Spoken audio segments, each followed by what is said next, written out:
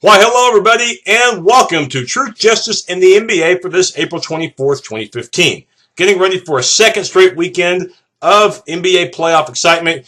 This edition is going to deal with the Eastern Conference. And in the East, got two series that are already 2-0 in favor of Atlanta and Washington, respectively, and a couple of other series, which we'll talk about later in the show, in which both Cleveland and Chicago, come Game 4 this weekend, will have an opportunity to close out their opponents, both the Cavs and the Bulls, on a collision course to meet in the second round, it seems, both up 3-0. First, we are going to talk about Atlanta, and earlier in the week, we mentioned it on a show earlier in the week that Mike Budenholzer, former assistant coach at San Antonio and now head coach at Atlanta, awarded the NBA Coach of the Year, beating out Steve Kerr of Golden State. Budenholzer took the Hawks from 8th place last season to 1st place this season, and a 60-win total against just 22 defeats.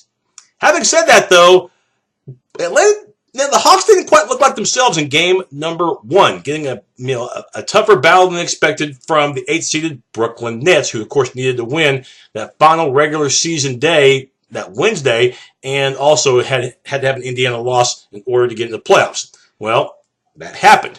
And, of course, game 1, closer than a lot of people thought. Well, if you thought game 1 for Atlanta was a fight, Game 2 was going to be even more of a fight, and it would come down to one possession with the Hawks up by 2 in the final seconds.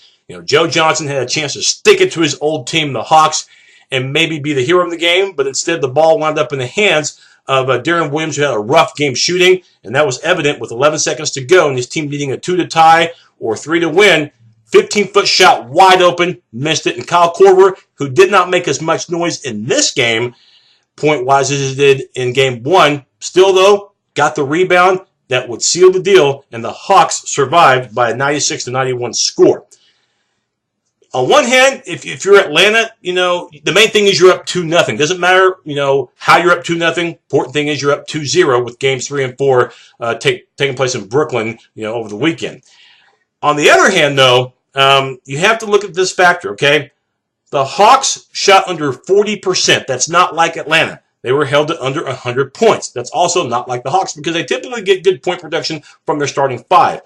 In this case, it wasn't always that way, although you have to be a little bit encouraged that Al Horford, you might remember, he had the dislocated pinky in game number 1, did play game 2, and did some good things with 13 points. And Paul Millsap, who was a no-show in terms of his play in game number 1 with how bad he was shooting, he bounced back, had 19 points, and by the way, hit every single 3 that he made. That was 4 for 4. So no question, Millsap, used to play at Utah.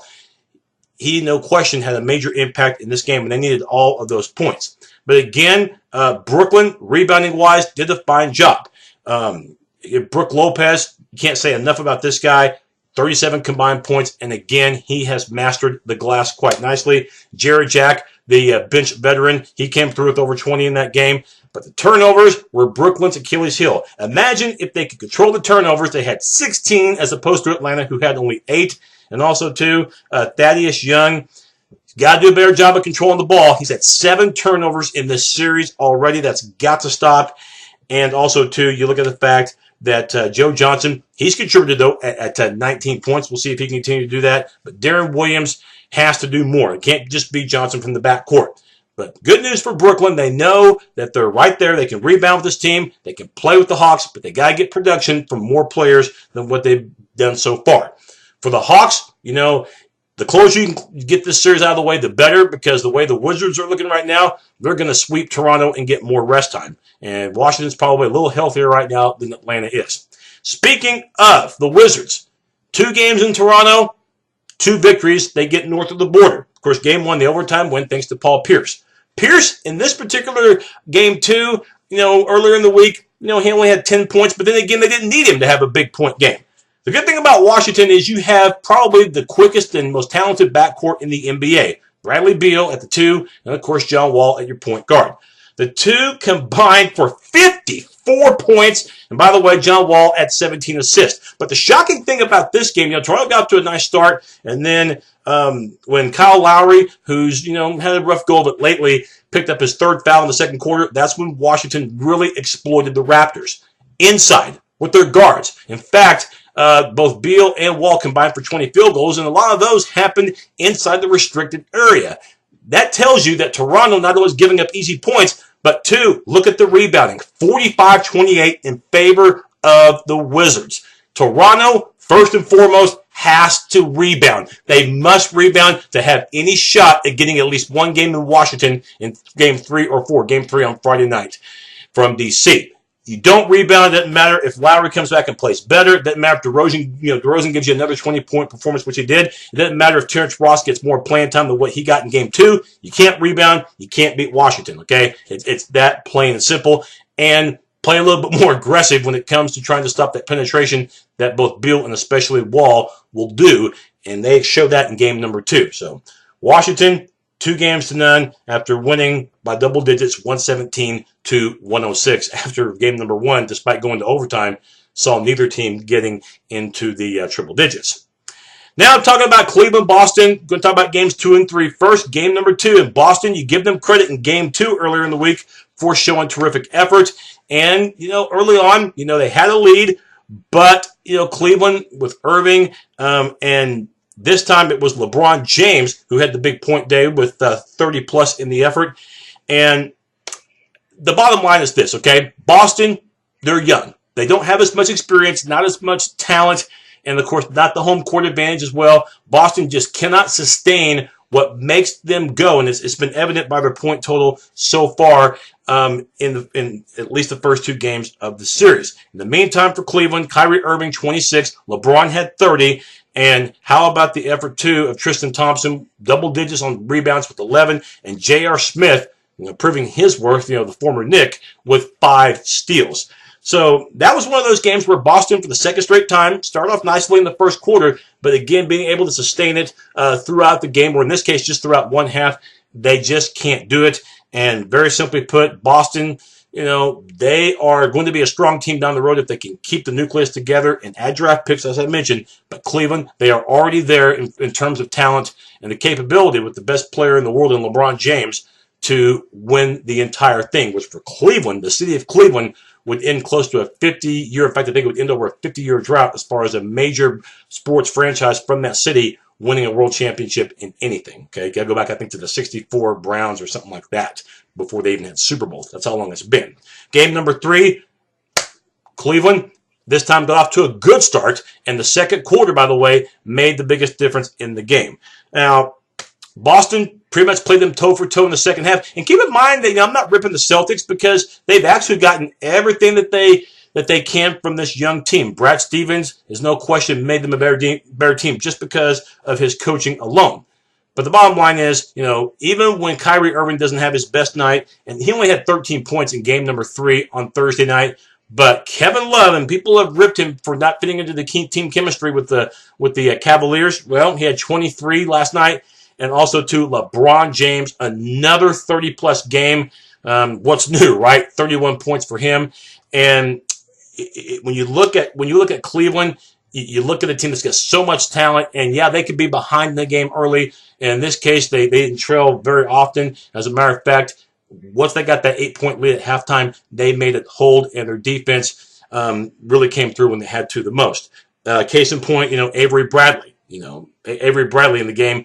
Only 1 of 6 3-point shooting. That can't happen. And Isaiah Thomas, we bragged about him coming off the bench and providing a spark with a couple of 20-plus point games. And this one, though, his game went straight to Hades. He only had 5 points in the game, 2 of 9. If they could have gotten production from him, might have been a different story as far as the outcome. But it is what it is, 3-0. And good news for Cleveland, too. They did something about that turnover issue, which in games 1 and 2 made it harder for them to win. In game number 3, they cut their turnovers by 7, only had 11 turnovers in the Game 3 win. So Sunday, ABC, Cleveland has a shot at wrapping up the series because right now all eyes are pointing on that second round mega matchup between the Bulls and the Cavs, which almost look academic. And then Chicago, Milwaukee. Going to talk about games 2 and 3. First of all, game 2 and the terrific play of Jimmy Butler, in my opinion, I've said it before, I'll say it again, the most improved player in the NBA. You thought he was big in game number 1 with 25. How about 31 points in the Game 2 win, including when it mattered the most, 14 of those points coming in the final frame. Rebounding in this series has been all Chicago. Again, they dominate on the board 64-48. You look at Chris Middleton, had 22 points in the effort. He had another strong game for Milwaukee. Michael Carter-Williams, who I thought was a disaster in game number 1 in terms of the matchup, in terms of shooting. This game, just a steady improvement, 12 points off 5 of 12 shooting. Milwaukee in games 1 and 2, shooting under 40%. You thought they were bad in game number 1 with 39%. Game 2, they were even worse at 35%. Still, they kept the score respectable. Only lost by 9 points, and that tells you that Milwaukee, at least pace-wise, they're pretty similar to Chicago, so this was not one of those games that just got out of hand, but they did not have any answers for Jimmy Butler, and for Milwaukee, probably an opportunity lost because Derrick Rose had an off night shooting at 4 of 14, but did get to the free throw line frequently for a 15-point total. And then game number 3, the thriller, the double overtime game, in which the Bucks fought like crazy, getting an extra session that game, in fact, 2 extra sessions. But Derrick Rose, just like he can be a non-factor scoring-wise in one game, scoring-wise, he can tear you apart limb by limb. 34 points in a double overtime win, 113-106. And Milwaukee's free throw percentage in the game, not very good. They missed 11 free throws. And it's a shame because their field goal percentage improved in that game. It improved as opposed to games 1 and 2, at Chicago. In Milwaukee, 42%. Chris Middleton, point-wise, again, good at 18 points, but it took him 17 field goal attempts and 4 attempts from the free throw line to get to that mark. So he was pretty inconsistent. And for Chicago, they won the game despite the 16 turnovers. But again, rebounding in favor of Chi-Town and Gasol. The reason why they brought him over from the Lakers, 14 rebounds in the matchup. And Jimmy Butler, even on a night when he didn't shoot his best, still contributing with 24 points. I know Derrick Rose, has had 2 games so far in this series that have been monster point-wise, but to me, Jimmy Butler's been the MVP of this series so far. And one more game needed coming up this weekend in which the Bulls can wrap it up and get ready to face the Cavaliers. That'll be one dandy of a series. But Chicago's got to do something about those turnovers. Otherwise, Cleveland will make them pay for it. That does wrap up our look at the Eastern Conference up to this point. My next show, it's going to be about the Western Conference. We got Houston, Dallas coming up on Friday night. You got San Antonio, Golden State. Can the Spurs sustain the momentum after that overtime win, at Staples in L.A.? How will Tim Duncan, who played, I believe, close to 45 minutes, can he bounce back in less than 48 hours? Because that game, took a lot out of him. And we'll see what happens with the Clippers if Blake Griffin, if he can bounce back after the rough overtime that he had. He's an all-star. You think he would. That series, again, I said before, say again, probably going to go 7 games. Again, we'll talk about the Western Conference on the next show. So long for now.